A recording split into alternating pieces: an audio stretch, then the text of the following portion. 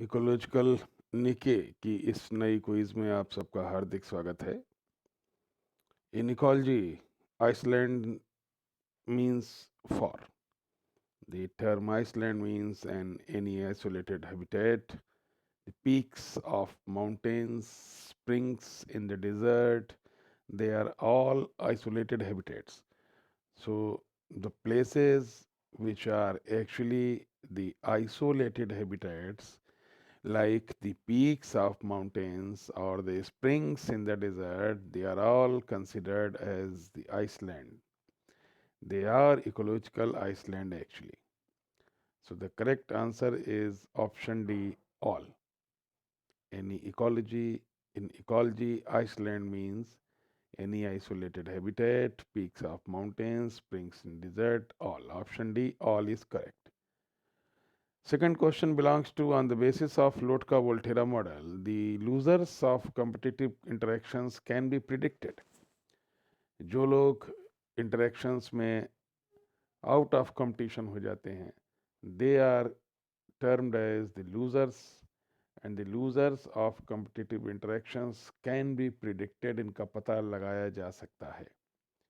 तो लोटका Volterra model जो है वो इकोलॉजिकल निके में एक स्पेशल रोल प्ले करता है और ये बताता है कि लोटका वोल्टेरा मॉडल दरअसल लूजर्स ऑफ कॉम्पिटिटिव इंटरेक्शंस को बता सकता है, can be predicted. So the correct answer is option A. The other option is not correct as it is just opposite to the first option, which is actually correct. So the correct answer is option A. Third question belongs to ecological niche represents. What does mean by ecological niche? So it is actually the place where member of the species lives. पहली बात तो ये होगी। The ways in which the environmental resources are used, कैसे environment का इस्तेमाल कर रही है वो organism या वो species, interactions with other individuals of their own or of other species, अपने ही समूह में, अपने ही ग्रुप में या अन्य दूसरी स्पीसीज के साथ में इसका इंटरेक्शन कैसे हो रहा है। This all these characteristics are actually the features of ecological niche. So it represents all three options, all three characteristics. So the answer is option D, all. The term niche was used for the first time by Grinnell. यहाँ पर जो तीन नाम और दिए हुए हैं, Elton ने पिरामिड के बारे में बताया था, हचिनसन ने थोड़ा सा एक हाइपर वॉल्यूम के बारे में बताया था, और गॉसेस कंपटीशन एक्सक्लूजन प्रिंसिपल ये बताता है कि the competitive species can not coexist. So the term niche was used for the first time by the Grinnell. Option B is correct. Grinnell is the correct option. The term niche was used for the first time by Grinnell. Option B is correct. It is not Elton, it is not Hutchinson, it is not Gosse. It is actually the option B, that is Grinnell. So Grinnell is the correct answer. Ecological niche is sum total of all ecological requisites and activities of an organism, or it is sum total of all the ecological requisites and activities of a species. So ecological niche belongs to an species. So the correct answer is option B. It is sum total of all the ecological requisites and activities of a species. एक पूरी species के बारे में जब हम बात करते हैं तब वो इकोलॉजिकल निके को डिफाइन करता है. So the correct answer is option B. Sum total of all the ecological requisites and activities of a species is actually ecological niche. So the correct answer is option B.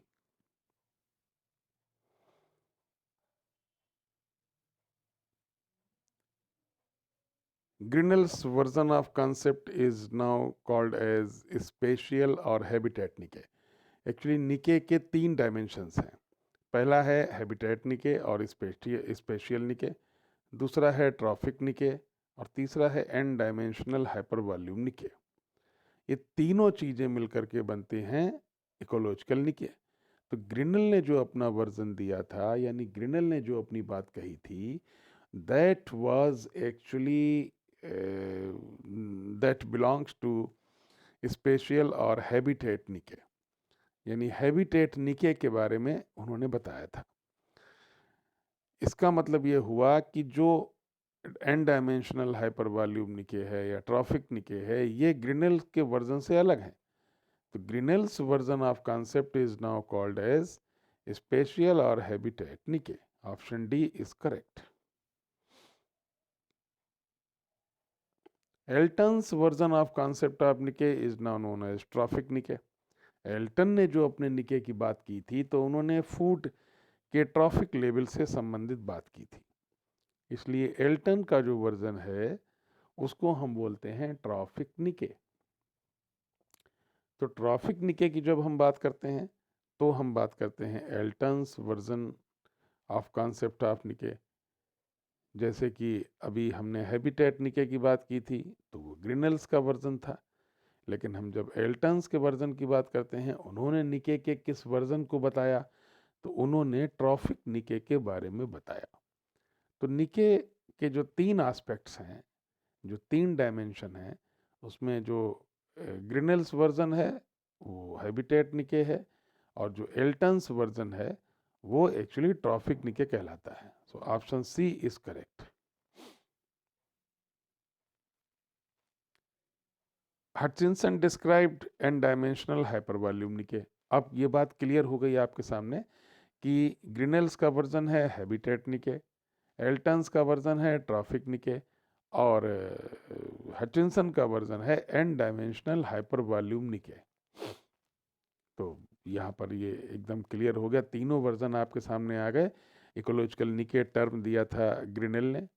फिर ग्रिनल ने जो निके शब्द को बताया, उन्होंने बताया इट इज़ हैबिटेट निके. लेकिन एल्टन्स का जो वर्जन था that was belonging to trophic niche. और उसके बाद इसमें तीसरा जो वर्जन ऐड किया हचिंसन ने, जो एन डायमेंशनल हाइपर वॉल्यूम निके जो उन्होंने ऐड किया, वो दिया हचिंसन ने. तो यहाँ पे करेक्ट आंसर जो इसमें आएगा वो आएगा option C, N dimensional hypervolume niche. Each organism has an activity space. Yes, very true, absolutely true. A range of environmental conditions. Yes, absolutely true. Resources, qualities within which it can live. तो एक इसको जगह चाहिए, ये habitat निके हो गया. एक एनवायरमेंटल कंडीशन चाहिए, ये हाइपर वॉल्यूम निके हो गया. और एक उसे रिसोर्सेज चाहिए, भोजन चाहिए, फूड चाहिए, ये ट्रॉफिक निके हो गया. यानी ग्रिनल्स का वर्जन हो गया, हचिंसन का वर्जन हो गया, एल्टन का वर्जन हो गया. तीनों वर्जन जब हम मिला देते हैं, तब ये एक ऑर्गेनिज्म को ये कम से कम 3 चीज़ें चाहिए, और इन 3 चीज़ों के साथ में ही इसका निके कंप्लीट होता है. तो यहाँ पर जो ऑप्शन आएगा, option would be option D, all. यानी ईच ऑर्गेनिज्म को कम से कम इतनी चीजें चाहिए. Option D is correct, all is correct. Ecological equivalents are described as the organisms that occupy the different niche in same geographical regions. No. Organisms that occupy the same or similar niche in same geographical regions. No. Organisms that occupy the same or similar niche in different geographical regions, they are actually described as ecological equivalents. यानी ecological equivalents की अगर हम बात करते हैं, तो ये ecological equivalents दरअसल वो ऑर्गेनिजम्स हैं जो ऑक्युपाई करते हैं similar niche in different geographical regions में. इनका जियोग्राफिकल रीजन अलग है, लेकिन निके सिमिलर और सेम है. तो same similar niche in different geographical regions makes the ecological equivalence। तो मुझे उम्मीद है आपको कुछ समझ में आया होगा। Thank you.